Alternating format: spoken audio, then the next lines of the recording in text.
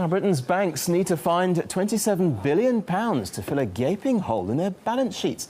That's according to one regulator. It comes amid calls from some that irresponsible financial bosses should be jailed for being reckless. Let's talk now to RT's Tessa Arcelia for more on this. Tessa, more bad news for bankers then?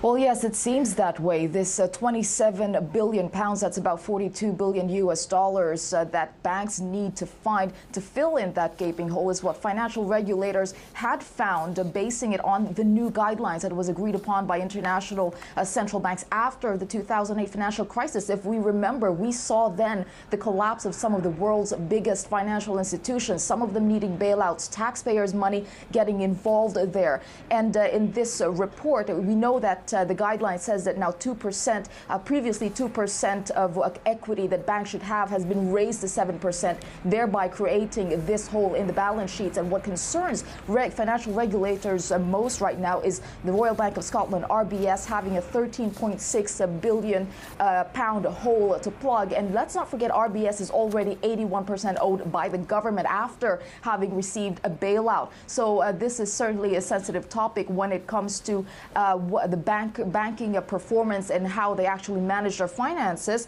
And this is, again, on the back of that report coming from an independent commission set up to investigate behavior, reckless behavior, as he pointed out, called Changing Banking for Good. This, if it is passed into law, could mean that some bankers that are accused of reckless behavior could be sent to jail. It also puts accountability on governments and regulators to implement these laws so as not to render all of them useless. So in trying to find 27 billion pounds, the question there is, will the measures that the banks have already put forward, RBS and Barclays saying they're confident they will be able to plug this hole, will those measures be enough, or will there be a need to go again to external funding? And once taxpayers' money gets involved, it will certainly hit a few nerves once again. And the question is, who is going to be footing the bill at the end of the day? Indeed it is the question, Tessa. Thanks indeed for that update.